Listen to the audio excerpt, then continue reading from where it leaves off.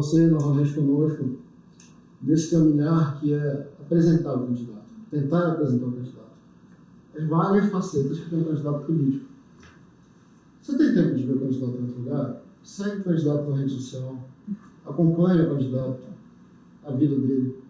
Votou nele antes, não lembra? Vamos mudar, vamos fazer um trato? Anota o candidato que você votou esse ano para poder cobrar dele lá na frente. Na próxima eleição, ele fez o que ele te prometeu? A conversa tinha a ver com o partido que ele segue? Isso te interessa? Segue o candidato, segue a gente também. Lembra? Jornal Pará. Vai no YouTube, marca, ativa o sininho para receber notificação sempre que a gente fizer um conteúdo aqui. A intenção nossa com esse produto é ser mais uma fonte de informação sobre o candidato. Entender se o candidato fala as coisas que tu acreditas, que tu discordas. Manda para tua família, para os teus amigos. Vamos debater. Hoje com a gente aqui, nós temos Miro Sanova no PDT e Cássio Bittar também no PDT. Muito obrigado por terem aceitado o convite, senhores. Agradeço a oportunidade. Obrigado, Nelson. Bom, como eu já disse, as principais questões são apresentar os candidatos ao eleitor. Mas não da forma de fala a tua proposta, um discurso ensaiado, algumas coisas que as pessoas acreditam ou não, podem acreditar ou não. Vamos tentar tirar a verdade de vocês. Vamos começar. Quem que é o Miro? O Miro é já um homem de 40 anos, né, com alguma experiência política, mas antes de ser político eu sou pai, né, filho também. Na profissão sou bacharel em comunicação social e publicidade e propaganda, minha habilitação. Sou também graduado em Direito, né, e ingressei na vida pública aí desde 2008 como vereador de Ananindeua. Também Miro defende algumas causas que são emblemáticas na nossa vida, e no nosso mandato não é diferente, que é a causa da pessoa autista, da pessoa com deficiência, também a causa animal. Então, o Miro é essa pessoa, né, que tem a formação que eu te falei, a vida que eu te falei, mas com certeza com esses mandatos que nós exercemos, fica muito emblemática a questão da política na nossa vida. Cássio.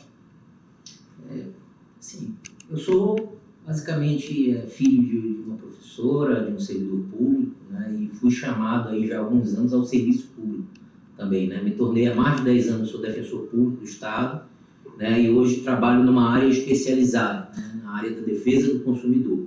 É ali que eu tenho procurado trabalhar, desenvolver meu trabalho e devolver aquilo que a sociedade deposita, né, num servidor público com essa missão, né, que é atender a quem não pode pagar o advogado. Então, já há algum tempo eu me dediquei, né, eu dediquei meu tempo a algumas bandeiras específicas também. Especial a defesa do consumidor, do usuário de energia elétrica. Nós sabemos que o Pará tem um grande desafio nessa área, então eu procurei me especializar, dedicar minhas forças para isso. E também a pessoa com deficiência, né? Nós litigamos bastante contra operadoras de saúde, é um grande desafio não só do Pará, mas do Brasil, e eu tenho também dedicado a minha atuação nessa área, né? Também sou pai de uma criança autista, né? Meu filho mais novo, Bernardo, é um autista de 6 anos, né? O que potencializa essa vontade de querer transformar, de querer mudar, de querer propor algo que realmente alcance as pessoas, né? Apresente resposta para as pessoas. A gente tem encontrado alguns candidatos aqui, médicos, professores, enfim, professores que dão um trabalho sozinhos, né, já dão um trabalho de viver, e ainda tem uma proposta, não, agora eu quero ser político. O que te moveu a ser político? Porque já não dava um trabalho especial de ser procurador, agora resolve ser político? Boa pergunta, excelente pergunta. Sabe que muita gente diz assim, quando eu vi a primeira vez, eu estou indo para a minha segunda eleição, eu vim a primeira vez para vereador e muita gente falou assim, colega, você está louco, o que você está fazendo? Vai se meter nisso e tudo mais. Mas eu acho que o que move é aquela indignação, sobretudo quando o defensor, ele escuta. Eu acho que isso que mais indigna é quando você escuta de alguém, não está tudo bem. E é difícil tu falar isso com o defensor público. O defensor público é para-choque. Todo dia sentam pessoas na minha frente, quando eu estou na função, né? E não só minha, de todos os defensores do Estado, sentam pessoas na nossa frente e apresentam suas reclamações quanto à saúde que não presta, quanto à educação que não presta, quanto à energia que está cara. Então essa indignação, ela vai te movendo a tal forma que você começa a buscar as ferramentas. Então eu busquei todas as ferramentas que eu tinha na minha instituição, né? Pude trabalhar como coordenador de alguns núcleos, atuar busquei ferramentas na minha atuação privada, né? Nós temos um movimento social hoje que engaja mães e pais, né, nas nossas bandeiras, e hoje a gente está buscando aí o quê? Ferramentas, transformação, buscar representatividade para determinados grupos, determinadas pessoas que hoje precisam dessa renovação e buscam respostas na política. Eu vou trazer o mesmo problema para ti. Comunicação também não é fácil no Brasil, e todo mundo foge de casa, a gente que é embora desse estado também, tendo que quer buscar outras áreas, se especializar em outras coisas. Aí não bastava esse rojão, vamos ser político, é isso? A minha diferença a minha história é um pouco de vida do Cássio, né? Eu já tenho uma origem da família política, né? O meu pai, que é médico, meu pai já faleceu, vou fazer 15 anos agora, em setembro. Meu pai já exercia o mandato em Ananindeua, de vereador, foi fundador do partido. Então eu já nasci também meio que na política, né? Então esse ar político eu já respiro dele muito novo. E sempre gostei muito de política, né? Então, pelo gostar, pelo conviver também, por tentar colaborar ainda mais com a sociedade, porque tem que entender também que quem é político tem uma condição de agir maior do que uma pessoa comum, uma pessoa que não exerce o mandato. Então a gente determinou sim ter essa candidatura lá em 2008 quanto vereador, venci em 2008 vereador em Ananindeua, e desde lá nós conseguimos ganhar novos mandatos, né? Mandato em 2012 de vereador de novo, em 2014 eleito deputado estadual e em 2018 reeleito deputado estadual.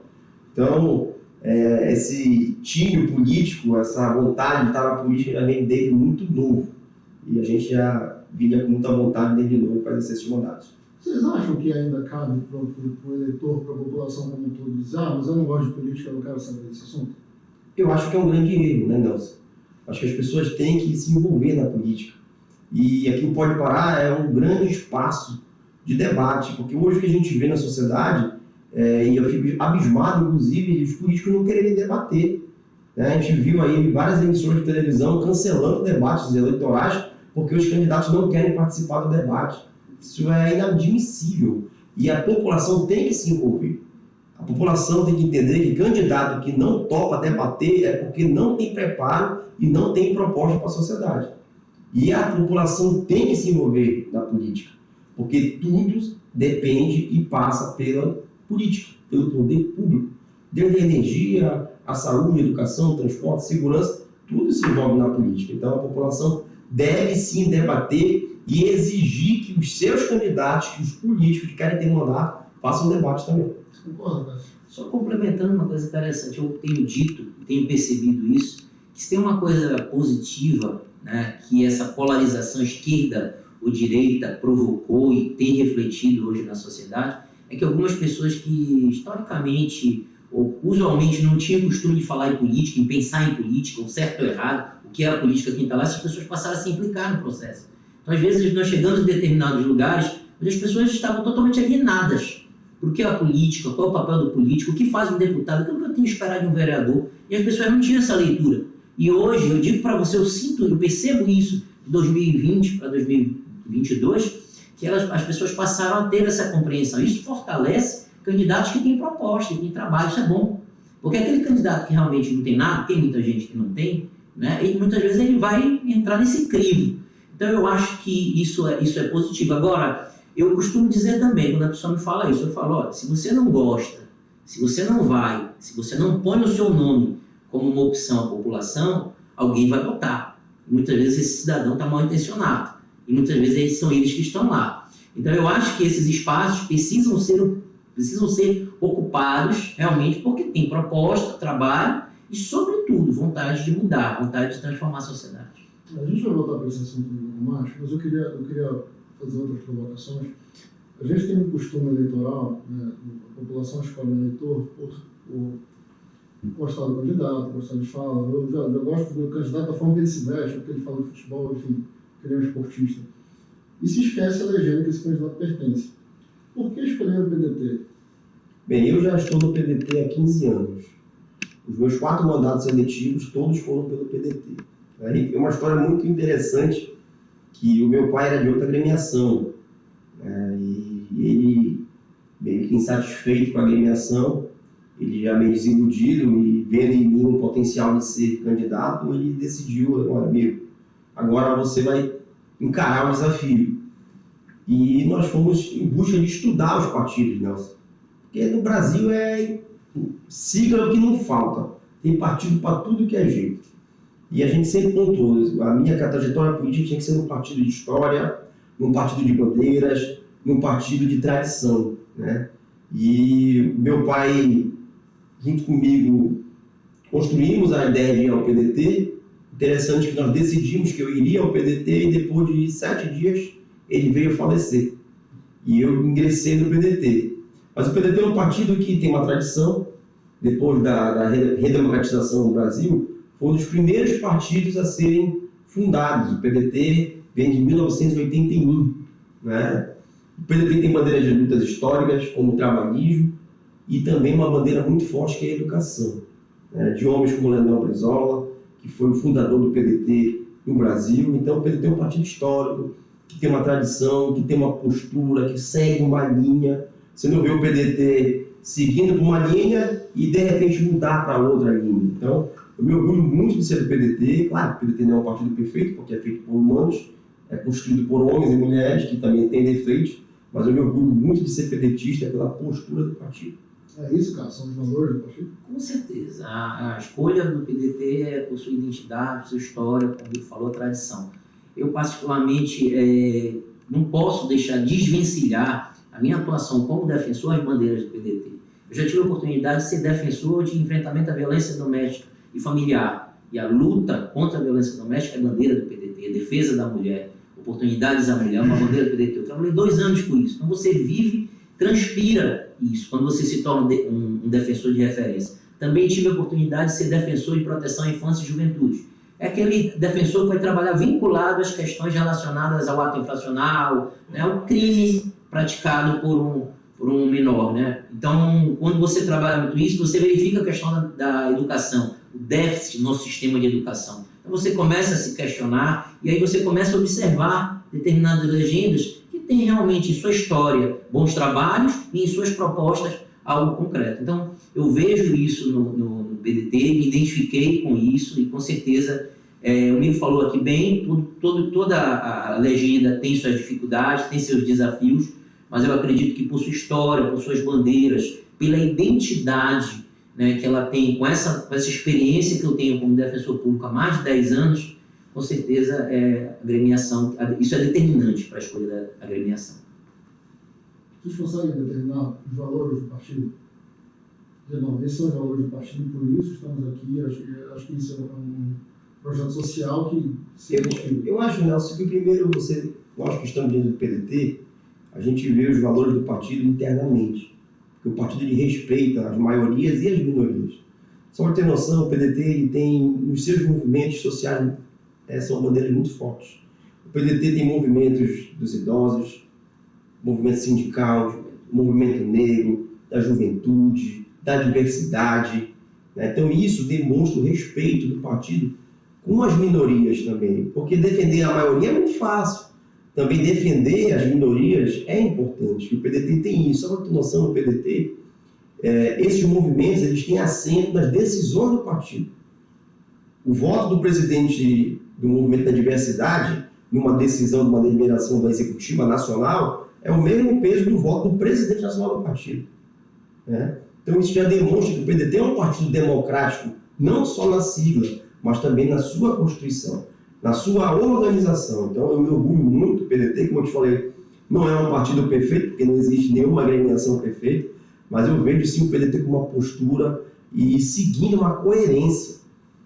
Tem partidos aí que tu pode entender que passa governo, sai governo, sempre estão no governo. O PDT tem uma coerência. Nós somos oposição, a linha com as nossas ideias, vamos ficar fora do governo. E é um exemplo disso agora, estamos fora do governo. Nós temos uma coerência. Então o PDT é um partido sim que, no meu ver, ele segue uma linha coerente. Tem uma discussão, e aí voltando de novo no descrédito da classe política perante a população, que cada partido, assim, existe um balcão de negócios e aí tem partido, a pessoa nem sabe em que partido está votando. Então por isso que a gente está preso a esse momento da discussão. O que vocês acham da quantidade dos partidos que tem no Brasil? Eu acho um absurdo. Mas a legislação atual ela vai começar a separar o joio do trigo. Porque agora, com o fim das coligações, com a cláusula de barreira, ainda deram um jeitinho brasileiro que foram as federações. Eu sou contra também as federações. Não devia nem haver federação. Né? Mas já deram um jeitinho para salvar partidos que não têm condições de sobreviver. Partido para sobreviver, ele tem que ter quadros, ele tem que ter voto, ele tem que ter tamanho para sobreviver no Brasil. Não dá para uma democracia você ter quase 40 partidos.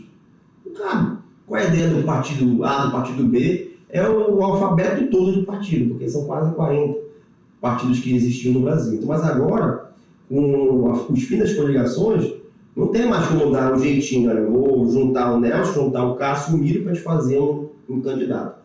Você tem que organizar a sua chapa, cada partido organiza a sua chapa e tem uma meta mínima. Se não atingir o número mínimo de deputados federais e de número de votos, a esse partido perde direito ao fundo eleitoral, ao fundo partidário e ao tempo de televisão. Então ele praticamente deixa de existir. Né? Então, eu creio que já avançamos em alguns momentos, mas precisamos avançar. O número exorbitante de partidos é ruim para a democracia. Cássio. Eu acho, assim, as federações, né, ela foi uma proposta que tentou casar esses partidos, criando aí alguns obstáculos para se desvencilharem. Eles tinham que assumir compromisso e ter um tempo mínimo de quarentena. Pelo menos, não sei se é a minha percepção nesse primeiro momento, é algo que entrou em vigor há pouco tempo, né, e a gente verifica que ela não vingou muito. Você tem casos assim pontuais, né, das federações que estão formadas. Quando nas coligações, não, era a conveniência da eleição. Então, os partidos se coligavam conforme a conveniência do momento que faziam. Então, nesses pontos, as federações, que pese ter esse reflexo, pense dessa forma, eles vão tentar casar os partidos, criar. E um dos requisitos que estão lá, além do requisito temporal, é a questão da identidade, né? E isso é interessante, porque quando a gente fala em identidade, a gente vai acabar chegando a essa crítica. Hoje a gente tem realmente uma multiplicação de partidos, como se multiplicam CNPJs. Pessoas criando CNPJs aí aleatoriamente, firmas aleatoriamente, quando o partido, na verdade, ele tinha que ser a representação de determinado contingente, de determinado segmento da população. Né? Ele tem que ter uma substância. E muitas vezes a gente não vê isso. Você pega a estrutura, estatutos de determinado partido, são idênticas, copia e cola de outros partidos. Ctrl-C, Ctrl-V. Na verdade, então, ou seja, a questão da partidária, a questão da construção de novos partidos, de novas legendas, elas muitas vezes estão à mercê da disputa política e não para fortalecer o debate. Né? Então, acho que tudo isso precisa ser analisado, precisa se provocar. É um grande desafio, porque é você discutir as regras do jogo que você joga dentro do Congresso Nacional. Não é verdade? Então, pensar em fazer isso, discutir as regras do jogo dali, é muito difícil. Né? Quando você vai discutir as regras do jogo para o outro jogar, é outra coisa, mas discutir para você próprio jogar é mais desafiador. Talvez por isso que eu acho que ainda precise avançar esse debate aí. A gente está num momento aí, me corrijam por favor, se acharem, se discordarem, que você votou, mesmo no político que você vota, que você elege, você não pode apontar erros. Porque, não, se eu votei, você tem que me apoiar até o final, mas por favor não fale que eu fiz errado. Né? É possível ter censura na democracia? Eu creio que não. Eu acho que você votou e eu acho que toda crítica construtiva é bem-vinda. Eu, particularmente, nos meus 4 mandatos de deputado, se vier uma crítica construtiva, acho que está ajudando o meu mandato. Deputado, eu acho que o senhor poderia rever esse projeto aqui, ou rever uma ação do seu mandato. Eu acho que toda crítica construtiva é positiva. Agora, criticar por criticar, como hoje todo mundo tem o poder de criticar, né? Criticar de forma assim aleatória, porque hoje a rede social dá esse poder à sociedade, e que bom que dá esse poder à sociedade, né? Mas criticar por criticar não é válido. Agora você fazer uma crítica construtiva, uma ponderação mesmo do candidato que você votou, é extremamente válido. E também rever, se você votou num candidato 4 anos atrás, e depois de 4 anos você não está satisfeito, como você mesmo falou no início do podcast aqui, vamos ver as propostas, o que ele fez, o que ele não fez. Se ele assumiu um compromisso há 4 anos atrás na campanha, está chegando no final do mandato, ele não cumpriu esses compromissos, pare sim criticar e principalmente trocar. Porque se não está funcionando, tem que trocar. Eu sou contra qualquer tipo de censura. Eu acho que tem que ter, sim, a democracia, ela deve, sim, ser fortalecida a ponto que as pessoas podem, os candidatos devem, os políticos devem apresentar suas ideias com segurança, né, e com coragem e com essa, vamos dizer assim, sem nenhum tipo de perseguição. Agora, naturalmente, existem os critérios, né?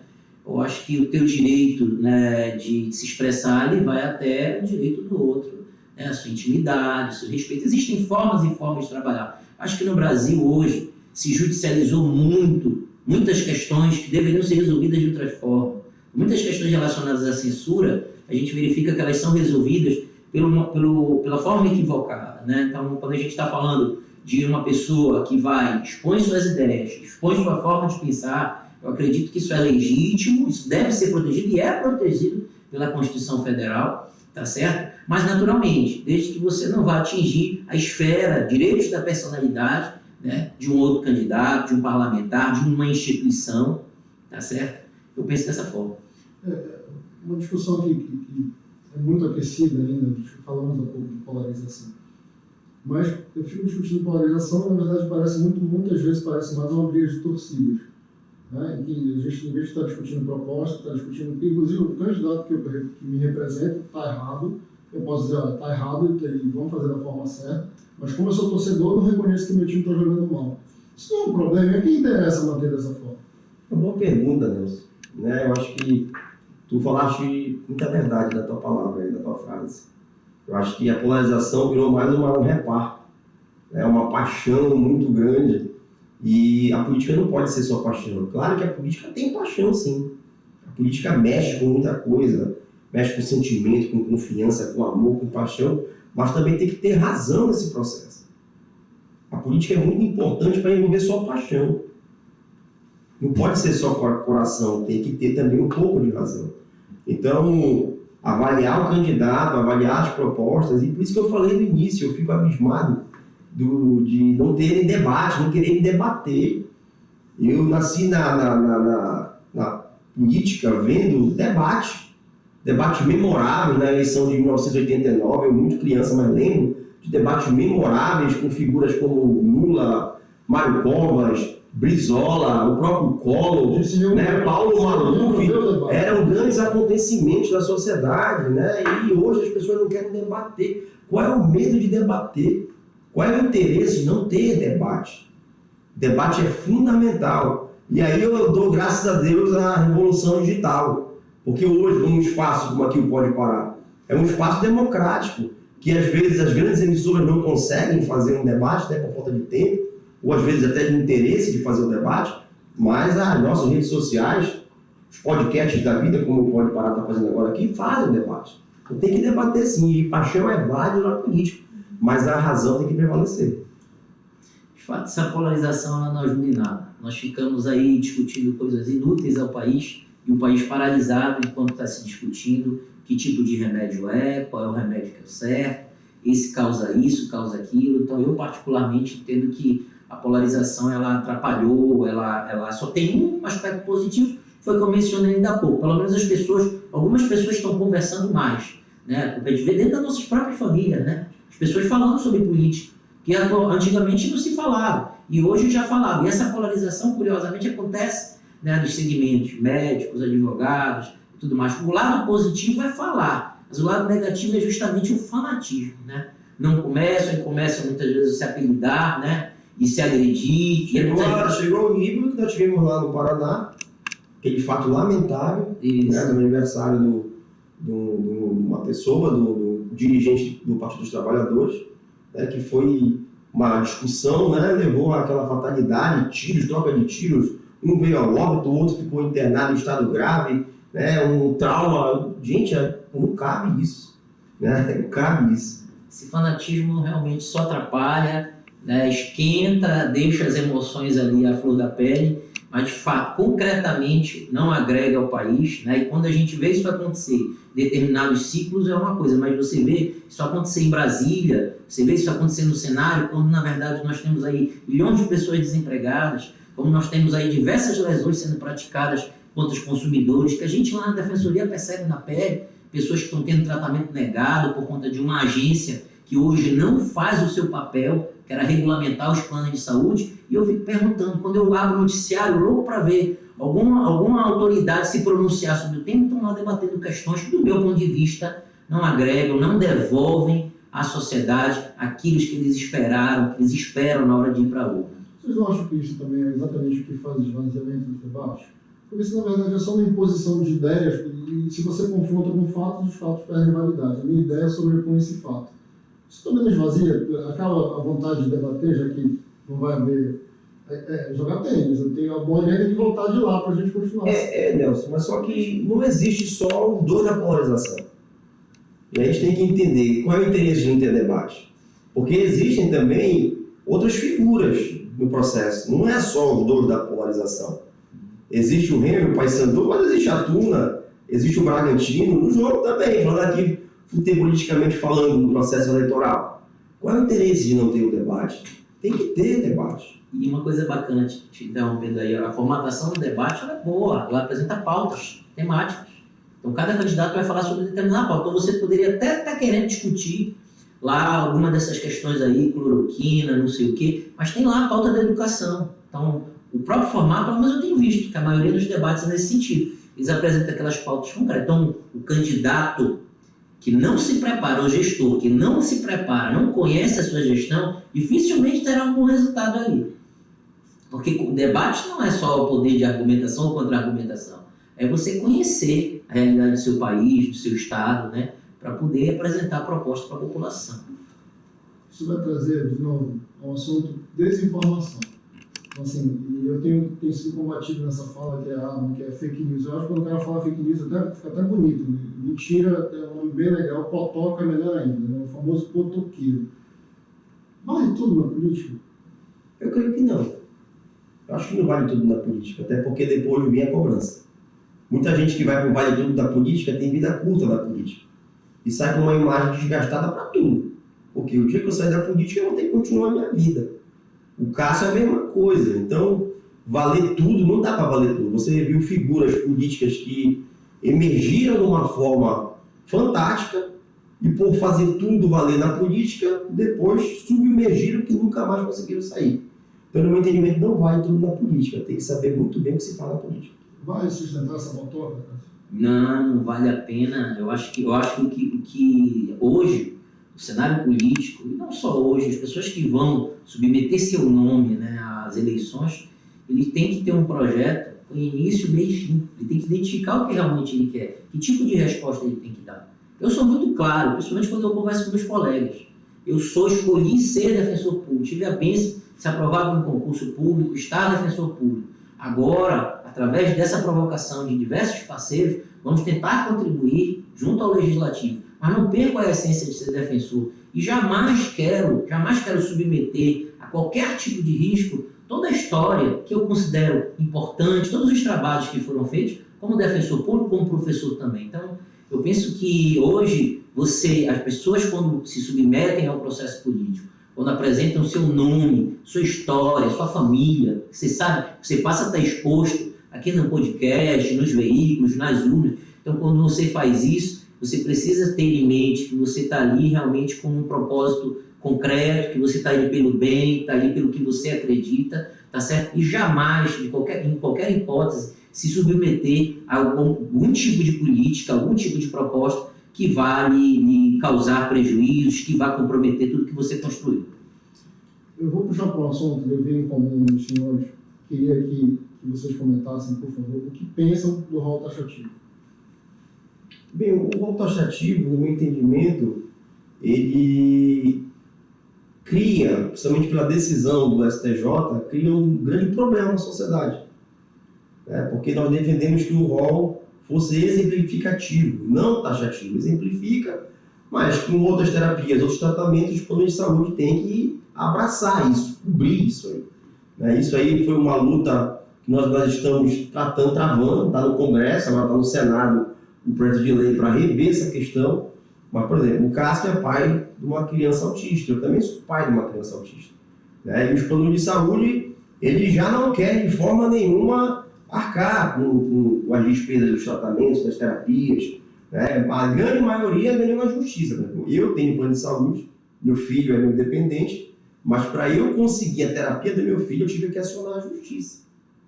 Mas a partir do STJ, com essa decisão, até isso cai. Mas não é só a questão dos autistas. Pessoas que fazem tratamento de câncer, com doenças graves, que estavam tendo seus tratamentos cobertos pelos planos de saúde, passariam a deixar de ter esse direito. Então, essa decisão do STJ foi um retrocesso muito grande para a sociedade, porque às vezes estava eu defendendo aqui, aí vinha um eleitor, mas deputado, só está defendendo só quem tem plano de saúde? Não, estamos defendendo quem tem plano de saúde e quem não tem plano de saúde. Porque quem tem plano de saúde e está sendo atendido de forma precária ainda, se cortar o tratamento pelo plano de saúde, ele vai recorrer a quê? Ao SUS. E o SUS que já está sobrecarregado, ainda vai ficar mais sobrecarregado com essas pessoas que vão deixar de ter esse direito pelo plano de saúde. Desde 2016 eu tenho atendido aí centenas, milhares de pessoas, posso dizer, há muito tempo atendendo a população, e te digo que realmente quando se escreve na faixa assim, rol taxativo mata, alguém pode dizer assim, poxa, talvez seja um exagero. Não, mata mesmo.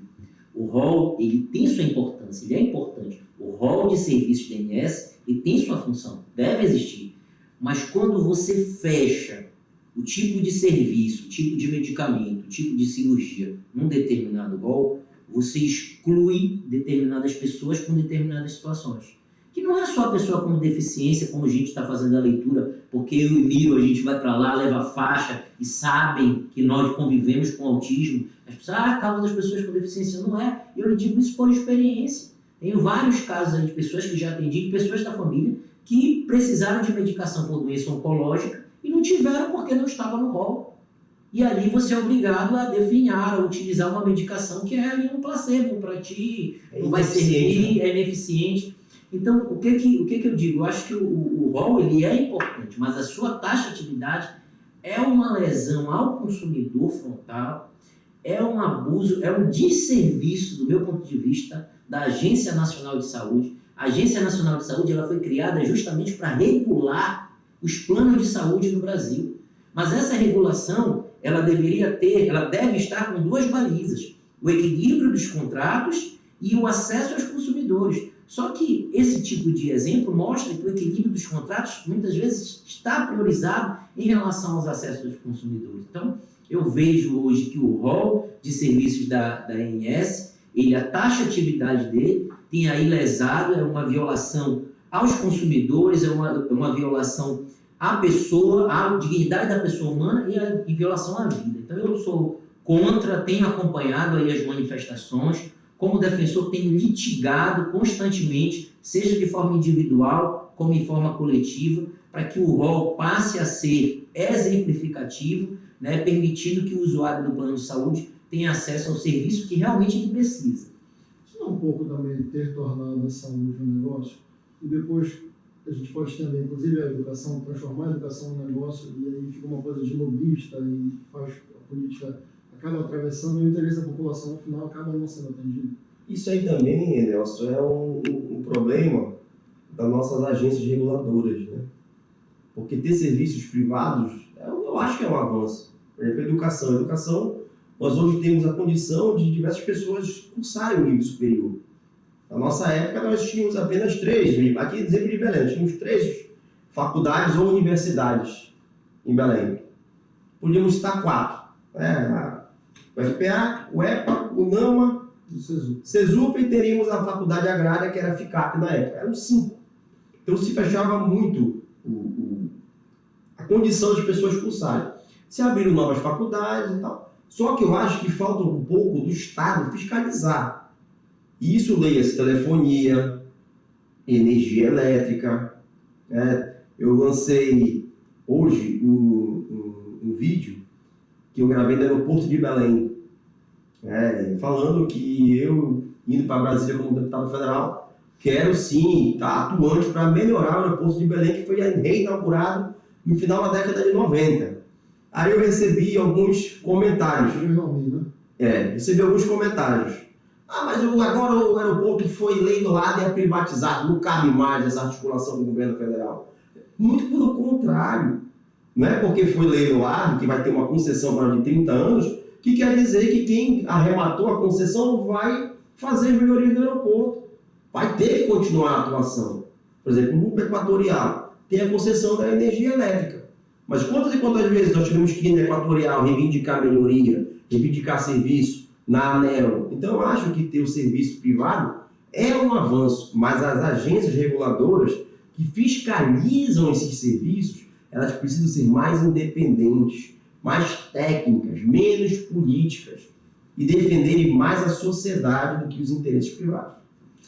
O modelo das agências, ele reproduz em parte o modelo americano, né? Então, quando, em 1997, houve uma grande reforma administrativa, na Constituição mesmo, esse modelo, ele levou muitos dos serviços que anteriormente eram prestados pelo Estado para a iniciativa privada. De certa forma, você tem um salto qualitativo. Por exemplo, a gente vê aí da telefonia móvel. Hoje a gente tem um modelo que você pode escolher qual é a operadora que você tem portabilidade, você pode movimentar, mas esse serviço, como o Miro bem falou, ele não deixa de ser monitorado e acompanhado pelo Estado, que o faz através da Anatel. É uma concessão. Então, o modelo regulatório ele dá certo, é um modelo que pode funcionar sim, através da Anatel, da ANEEL, da ANS. O grande problema é, do meu ponto de vista, a composição dessas entidades, dessas agências reguladoras e, sobretudo, a escolha da prioridade. Quando a gente está falando de uma agência nacional de saúde que vai regular, vai tratar dos planos de saúde, nós estamos falando de um lado segmento das empresas e de outro lado o consumidor.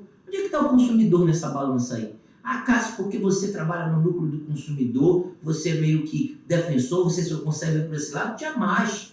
Pelo contrário, eu sei que geralmente, por exemplo, nesse momento... Esquece o consumidor, não me defende, é isso? Excelente a tua pergunta, mas neste momento, está sendo discutido no Senado Federal, nós estamos aqui, está sendo discutido, inclusive a previsão de votação é agora na próxima semana, o projeto de lei que leva, que o rol deixaria de ser taxativo para ser exemplificativo. A gente tem acompanhado aí, que apresentaram um substitutivo que talvez altere o processo. A gente tem estado bem presente nesse debate. Mas o que eu quero te dizer? Muitas das operadoras de saúde, se não todas, estão fazendo forte lobby no Senado Federal. E o argumento que eles utilizam é o seguinte, você perguntou, se for exemplificativo, as empresas vão quebrar, as empresas não vão funcionar. Ou então, eles jogam a bola para os outros consumidores. Então, por exemplo, eu tenho um filho autista que precisa de intervenções terapêuticas, mas a intervenção dele não está no rol, ele não teria direito. Você sequer usa teu plano de saúde. A última vez que tu pisou num hospital ou num plano de saúde foi há 12 anos. Entendeu? Então eles olham para ti e dizem assim, olha, Nelson, se o rol for exemplificativo, vai aumentar o teu plano. Então eles colocam uns contra os outros, né? E hoje é o que está acontecendo lá. Então hoje, o principal argumento das operadoras é que vai aumentar o plano de saúde para todo mundo, e o outro argumento é que nós vamos que as empresas vão quebrar, pessoas vão ser demitidas. E eu lhe digo uma coisa, porque eu procurei mergulhar. Existe uma caixa preta hoje no lucro, na produção dos planos de saúde. Isso foi mostrado agora na pandemia, quando muitas das empresas aí negaram atendimento porque não tinham estrutura para lei. E quando a ANS perguntou para eles, nós queremos um demonstrativo contábil de por que não tem lei, por que não podem fazer um hospital de campanha, o governo do estado fazendo hospital de campanha, e eles não apresentaram. Eu falo porque eu acompanhei isso aí. Então, realmente, hoje existe um grande desafio nesse debate, e eu acho que é preciso trabalhar no Congresso Nacional para que na composição das agências, nós tenhamos representação do consumidor, alguém com voz do consumidor, né? Ou ainda os órgãos de acompanhamento, Ministério Público Federal, Defensoria Pública da União, os órgãos que têm atribuição federal, para estar lá acompanhando. Ninguém quer quebrar plano, ninguém quer dificultar, sabe, a questão dos planos de saúde, mas a gente precisa ter representatividade e fiscalização. Mas o que é dificultar? Porque não tem uma... Eu vou errar, não vou me arriscar a dar números, porque eu não lembro de cabeça os números, mas existe uma porcentagem de pessoas que pagam o plano e não usam. Os planos já não têm lucro suficiente. Pois é, essa que é a caixa preta. Isso aí eu chamo de sinistralidade. Quebrar e diminuir o lucro do plano. Exatamente. É uma discussão que se tem, infelizmente, nós tivemos também, só fazer um paralelo com você. Se cria isso aí, a questão das passagens aéreas. Quando foi apresentar a proposta, a primeira proposta, não vamos cobrar a bagagem, vamos cobrar assento. Ia diminuir. Não, vai baratear. Barateou aonde? Barateou. Esse é o nome, continua pagando muito mais. Não é verdade? Mas você sabe o que é isso? Como eu digo, é falta de acompanhamento, de debate, de presença dos órgãos de defesa do consumidor, de parlamentares que tenham a defesa do consumidor como pauta para estar levando para estar esquentando esse debate e o mais importante, para estar levando um debate técnico. Eu acho que hoje tem muita gente aí que está discutindo sobre essa questão dos planos de saúde, do rol da ANS, mas se você conversar com ele tecnicamente, você vai ver que é bem superficial, né? Porque realmente está na onda, está aí, mas estar lá, conhecer tecnicamente, mergulhar na caixa preta, justamente do que você falou. O nome do que você falou chama sinistralidade, ou seja, quantas pessoas ficam doentes, quantas pessoas usam e quantos não usam. Não é verdade? E essa sinistralidade, ela deveria ser parâmetro não apenas para definir o valor do nosso plano de saúde, mas também para definir que tipo de serviço eles têm condições de abraçar. O Miro me remeteu a um momento nostálgico da vida, falando das faculdades, aí eu vou trazer uma discussão para vocês, uma provocação, que é: a gente tem uma linha, vou falar do Brasil, que é não dar certo, para de fazer. E na época em que me citou das 4 faculdades, 5 faculdades de Belém, nós tínhamos orgulho de estudar também em escola pública. Um desavanço, ao invés de continuar investindo na escola pública, nos serviços públicos de qualidade, vamos privatizar tudo? Bem, eu valorizo muito o público. Eu acho que o Estado tem que sim que fazer o seu papel. Tem que dar escola pública de qualidade, faculdade de qualidade pública, saúde pública de qualidade. Eu acho que o primeiro é o público. E quem puder ter condições de ir para o privado, também ajuda o Estado a manter esse público, né? Mas é muito triste, Nelson, ver, por exemplo, hoje uma Universidade Federal do Pará está com o PIB na mão, não ter orçamento, não ter recurso para manter o básico. O básico. Essa semana também já soltei, inclusive, um vídeo nas minhas redes sociais do nosso campus da UFPA em Ananindeua, que está lá um esqueleto há quase uma década. E aí o segundo maior município do estado do Pará tem uma área de um campus, tem um esqueleto de campus, mas não funciona, porque não foi concluído. Você vai na Universidade Federal hoje e vê a condição precária. Então, o público tem que funcionar, a saúde pública tem que funcionar, a educação pública tem que funcionar.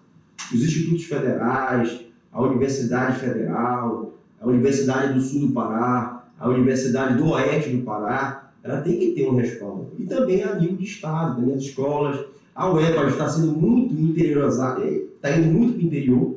Nós temos a UEPA no interior hoje, tentando dar um avanço, mas também precisa de um avanço maior, né? Mas eu creio sim que o serviço público é essencial. O sucateamento das instituições públicas realmente é uma coisa que nos deixa muito triste. Eu te falo, eu sou professor também, né? Estou em sala de aula há 22 anos, sendo que 10 anos em graduação. E eu digo assim para você que essa percepção que a gente tem, né, da deteriorização, né, do sistema de ensino, os reflexos eu vou percebendo, não só no próprio sistema, não só na qualidade do aluno, que muitas vezes nós recebemos. Eu sou professor de algumas faculdades que a gente percebe, quando o aluno chega é aprovado no curso de Direito, são instituições particulares, mas quando nós vamos começar as primeiras avaliações, a gente verifica que existe um déficit que dificulta ele a seguir. De ensino básico, né? Verdade? Então isso aí a gente percebe de uma forma muito clara. Eu gosto sempre de mencionar, um tempo atrás, um amigo meu que tem uma faculdade particular, ele sabe que eu estou na graduação há muito tempo e tal, e ele me perguntou, ele falou: Cássio, eu quero crescer, eu quero que a nossa faculdade seja forte, que ela seja firme, o que tu acha que eu devo fazer? Aí eu falei para ele assim, e aí é um outro ponto: investe no professor. Porque o professor, ele pode, bem remunerado, bem estruturado, bem preparado, ele suplanta os desafios, muitos dos desafios. Eu conheci professor, trabalhei no interior, trabalhava no sul do Pará, lá na PA 279, eu conheci professor que dava dava aula num anexo da prefeitura, entendeu? Porque a escola lá não estava pronta, porque não tinha condições. Mas quando eles estavam bem engajados, bem estimulados, dava super certo. O professor, ele faz a diferença, tá certo? Então eu sempre disse para ele: invista em professor. E você pode ver Nós estávamos falando aqui de 4 faculdades, né? Sem mencionar nomes. Verifica quais delas prosperaram e quais delas hoje, pelo menos em determinados segmentos, continuam com bons alunos, lançando ao mercado pessoas bem preparadas, pessoas com boas condições. São faculdades que investem nos professores. Os professores são professores com produção acadêmica. São professores. Então, eu acho que a valorização do professor é fundamental para que a gente possa fortalecer aí o ensino, mas também a questão da estruturação. Sem o mínimo de estrutura, a gente não viu. O Miro eu tenho acompanhado o trabalho dele junto à Secretaria de Educação para a gente tentar acompanhar as escolas que precisam ser melhoradas, reformadas, né? E muitas foram, mas valorização do professor, do meu ponto de vista, é fundamental. Bom, senhores, tudo que falamos aqui acaba convergindo para uma pergunta. O que mais indigna os senhores na política atual? Eu acho que é a falta de compromisso de muitos políticos. Eu acho que o político tem que saber o seu papel. Eu sempre falo, quando eu tenho a oportunidade de discursar, que enquanto parlamentar, enquanto político, a gente tem que honrar o cargo que a gente exerce. Eu acho que às vezes as pessoas perdem a noção do que é ser um deputado, do que é ser um vereador, do que é ser um prefeito, e não cumprem efetivamente seu papel. A gente vê no Congresso Nacional, Nelson, deputados que vão para o Congresso e não produzem nada. Não tem um projeto de lei, não tem uma atuação. Nos parlamentos estaduais a mesma coisa, nos legislativos municipais a mesma coisa. A gente vê hoje a população, vou votar naquele ali porque ele conta uma piada legal. E contou a piada legal, virou parlamentar, tem que exercer a função de parlamentar. Não é brincadeira. Então, eu acho que tem que ter uma efetividade dos políticos. Eu falo uma coisa, Nelson, e com muita tranquilidade, custa muito caro para a população um mandato de deputado federal, um mandato de deputado estadual, para não produzir nada. É que nem como o Cássio falou ainda há pouco aqui, valorizar o professor. E é importante, mas você não gostaria de pagar um professor, o professor não dá aula. E você acha certo pagar um político para ele não produzir nada? É a mesma coisa. Então, eu acho que está faltando isso um pouquinho, sabe, na política. O que indigna mais, eu acho que é falta de resposta, falta de compromisso e falta de qualidade técnica nos debates. Você quer ser parlamentar para estar fazendo o que lá? Você sabe de conversar sobre os temas que interessam ao Estado do Pará? Você sabe discutir as questões relacionadas à política estadual de inclusão? Você sabe discutir as questões relacionadas à distribuição de energia elétrica para justificar por que o Estado do Pará hoje paga uma energia que é 29 vezes a do Estado de São Paulo? Então, se você não tem esse empoderamento, não tem essa informação, não é para lá que você deve ir. Eu penso isso, que o eleitor ele tem que identificar quem tem debate técnico, quem tem construção, tem informação para estar levando um debate técnico. Isso é uma coisa que me indigna, e eu vou te falar aqui para vocês, que me levou a tomar essa decisão. A gente é milhares de pessoas, né? E eu acho que é muito importante falar. Eu fui para uma audiência pública uma vez, e eu, na época, eu trabalhei muito com a questão da energia elétrica. Nós compomos uma força-tarefa, junto com o Ministério Público Federal, Estadual, com a Frente Parlamentar de Defesa do Consumidor. Nós compomos uma força-tarefa para trabalhar a questão da energia elétrica. Hoje parece que está menor, mas houve uma época que as pessoas viravam um carro no Guamá. E aí ligavam, doutor, vinha cá, o próprio pessoal ligava da época da antiga CELP, olha, vinha cá para ajudar, porque realmente a gente não consegue entrar, e eu tinha que ir lá tentar equacionar, de que forma resolvia. Eu me lembro que eu fui para uma audiência pública em Cametá, e lá a audiência pública começou. E eu fiquei esperando com a minha apresentação técnica lá para tentar falar, olha gente, o problema é esse, o consumidor tem que saber disso, não pode ser NR, tentar instruir o consumidor. Mas eu vi que não era aquilo. Era um debate aleatório sobre questões, com todo mundo batendo na mesa e falando coisas sem propostas concretas. E eu lá como defensor esperando a minha vez. Não vou pegar isso aí na frente para falar. Quando chegou no final da audiência pública, uma senhora levantou o braço lá atrás e ela disse assim, eu queria fazer só uma pergunta, isso aqui vai dar no quê? E aí foi que deu o estalo. A gente precisa mudar isso. A gente precisa terminar uma audiência pública com encaminhamento. Aquelas pessoas estavam lá desde de manhã cedo. E elas saíram lá, viram um monte de gente falando, mas não apresentou nada que ali resolvesse ou desse uma resposta para o sofrimento deles. Ali tinham mais de uns 200 consumidores que estavam recebendo multa de R$4.000 e não sabiam para onde ia. Então eu acho que hoje o que está faltando é resposta, é debate técnico, é seriedade. E o mais importante, que a pessoa veja a política como uma oportunidade de contribuir com o processo, dar sua contribuição. Então eu acho muito bacana quando eu vejo uma pessoa que trabalha com autismo, uma pessoa que trabalha tecnicamente com o meio ambiente, apresentando o seu nome, eu fico esperançoso, porque eu digo assim, é um cara que vai levar um debate técnico para lá, quem sabe não vai levar o coerente. Aí a gente sabe que tem outro desafio, né? Porque você vai levar o debate técnico, mas você também vai ter que construir um contexto político para as suas propostas avançarem. Afinal, você está no colegiado. E não é fácil. E não é fácil. Aquilo Tem que ter muita habilidade. Muita habilidade, mas é possível fazer. Você está do lado do bem, se você trabalha de forma correta, é isso. Então, hoje o que me indigna é isso, é falta de debate técnico, falta de seriedade, falta de compromisso e esse apego que as pessoas têm à política como meio de vida. É um pouco complicado de explicar para a população. E aí vocês já falaram várias vezes aqui, vou puxar esse assunto. A população, na prática, ela entende que chega lá o boleto da conta de energia, chega caro, e o cara não entende por que chega caro. Ele também nem sabe de falar, muitas vezes não vai falar das matrizes de geração de energia, mas ele sabe que nós somos produtores. Essa discussão, que nós produzimos energia elétrica no Pará e pagamos energia uma das mais caras do Brasil, é um pouco de má vontade política também. Os nossos representantes não deveriam estar lutando, não. Nós somos de espectros políticos diferentes, mas se bem a população, a gente não deveria estar unido por isso, né? Concordo contigo, e é outro debate que eu sempre faço. O Pará, nessa questão de produção de energia, além de ser um grande produtor de energia elétrica, com nossas usinas hidrelétricas aqui no Pará, né, temos usina do Puraúna, tem Tucuruí, tem Belo Monte, essas usinas deixaram muitas mazelas sociais e ambientais aqui no Pará. Belo Monte deixou uma mazela muito grande ali na região do Xingu, Vitória do Xingu, Altamira, Tucuruí. Hoje mesmo eu falei de manhã isso numa plenária, numa comunidade. Tucuruí deixou uma mazela enorme.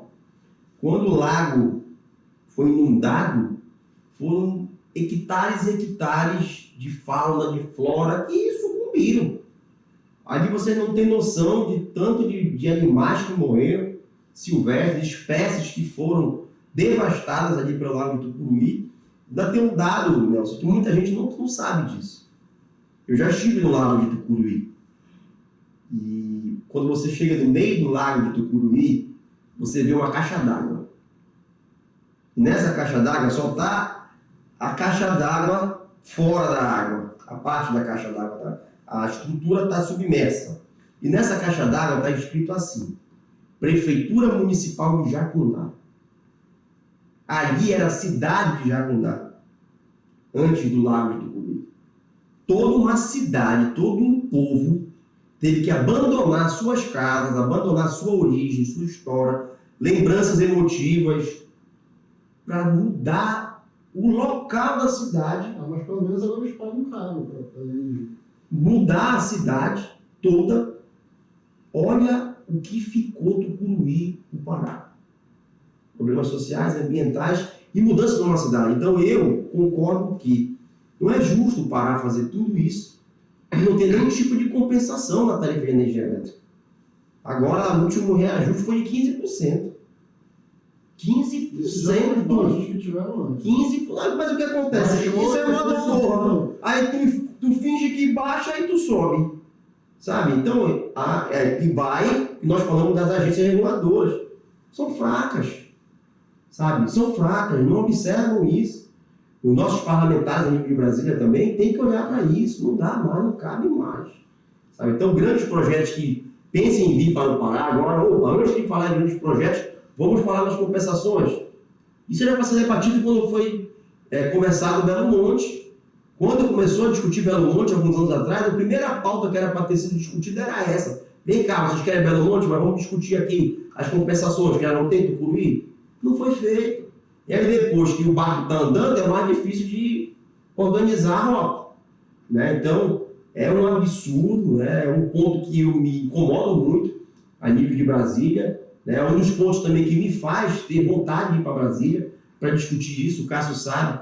Desde vereador, Nelson, em 2009 eu já discutia energia elétrica. Só puxar nas minhas redes sociais, historicamente, desde 2009 eu discuto energia elétrica. Na Assembleia é diferente. Já fui para a ANEEL ter diálogo com o presidente da ANEEL várias vezes, mas também já fui para a porta da ANEEL me manifestar. Dizer, opa, o Pará existe, opa, o Pará está sendo prejudicado. Então tem que ter um tipo de compensação urgente para a nossa energia elétrica. Como é que dá para fazer isso, Cássio? A melhor forma que tem, eu acho que é a atuação do Legislativo Federal. Então, muita gente, a gente verifica a energia elétrica, sobretudo no ápice, a gente chama, inclusive se eu for lá na empresa, eles dizem, a crise de 2018. Eu estive participando de uma reunião lá no Conselho de Usuários da empresa e eu vi que foi mencionado lá, crise de 2018. Foi justamente esse momento de virar carro, de dar tiro em terceirizado, de que ia lá cortar energia, né?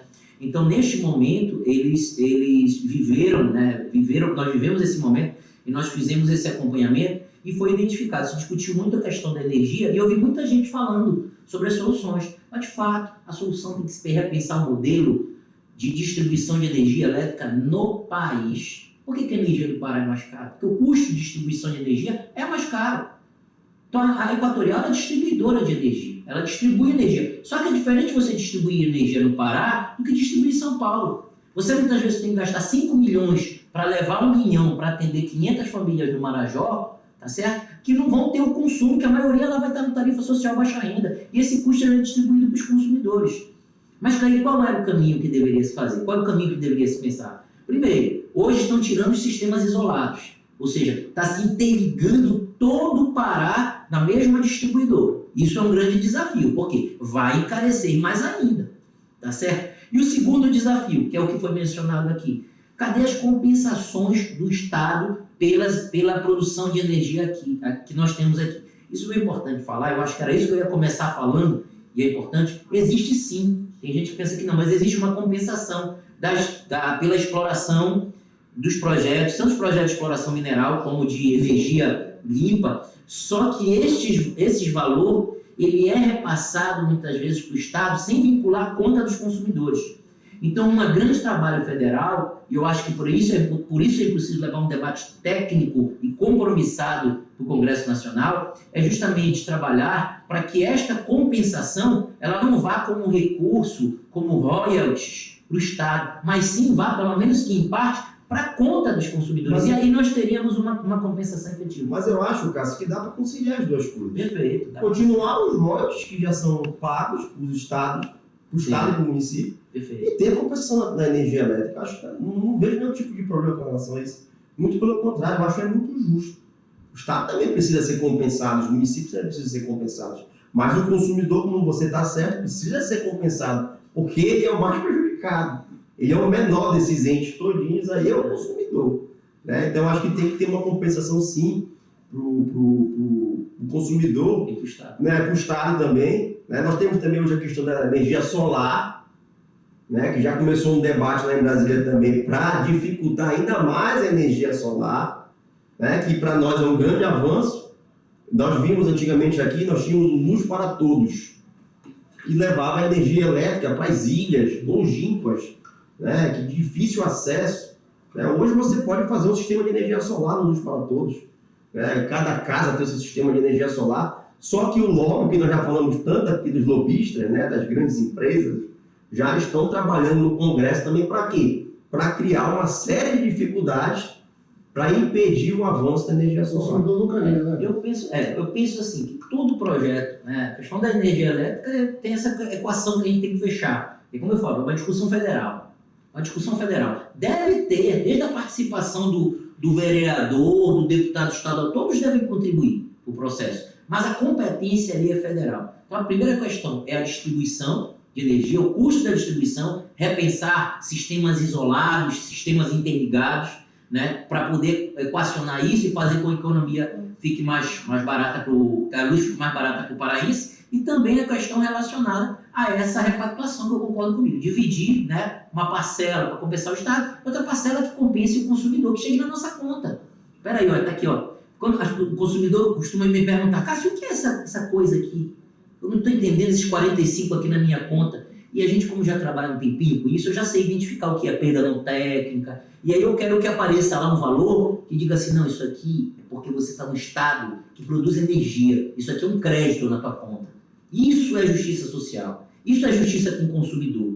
Né? E eu acho que é isso que a gente tem que se empenhar. todos os projetos de exploração, seja exploração hídrica como mineral do estado do Pará, devem, e eu te falo porque trabalhei no sul do Pará, acompanhei vários projetos da Vale, da Hidro, no Sapuma, acompanhar os impactos socioambientais, eu me digo, eles deveriam ser fiscalizados e acompanhados a curto, médio e longo prazo, para que a gente não passe o tempo, porque quando termina a obra, não é verdade? Quando você está na obra, está lá Altamira, 90 mil pessoas trabalhando em Belo Monte, a cidade quente, aquecida, ventos e uma série de construções. E posteriormente, quando finaliza a obra, a gente tem aí uma série de consequências, como o índice de criminalidade subindo e uma série de dificuldades. Então, é preciso pensar, né, a energia elétrica também na questão da distribuição do modelo e na questão da compensação, pensando a curto, médio e longo prazo. Bom, senhores, eu queria, já encaminhando as considerações finais, queria agradecê-los novamente. Eu sei que a agenda de campanha não é fácil, então também uma hora da agenda estar aqui com a gente debatendo, trazendo debates de qualidade para a nossa audiência é super importante. Então, eu queria agradecer em meu nome da equipe do Jornal Pará, a participação de vocês e queria, por favor, a consideração final. Eu quero agradecer a oportunidade de estar aqui contigo, no Pode Parar. Eu acho que é um espaço importantíssimo de debate, de discussão para você que está nos assistindo, que é eleitor, conhecer o candidato, todos os candidatos que passarem por aqui, preste bem atenção no que eles falam, quais são as propostas, e para mim foi uma grande satisfação poder estar aqui. Estou tentando sair do mandato de deputado estadual para ir para a Câmara Federal, para tentar, Nelson, atuar em boa parte do que nós tratamos aqui. Se você for parar para analisar o que nós tratamos aqui, a maioria dos grandes assuntos de grande importância para o Pará estão em Brasília. E é por isso que eu entendo que chegou a hora de eu tentar ir para Brasília. Eu acho que eu já estou com uma experiência, são 2 mandatos como vereador, 2 como deputado estadual, 40 anos de idade, eu já me sinto com experiência e preparo para ir para Brasília, já saber o que a gente vai fazer. Não chegar em Brasília perguntando o que a gente vai fazer. Então, quero agradecer a oportunidade e também quero pedir aqui a quem está nos assistindo, nos dar essa oportunidade também de poder ir para Brasília, defender nossas causas, a causa animal, a causa da pessoa autista, a causa da energia elétrica, mas principalmente defender a causa que é mais importante, que é a causa do Estado do Pará. Bem, agradecer a todos vocês, agradecer o Miro, todo mundo que esteve participando. Esse é um momento produtivo, é um momento de informação, né?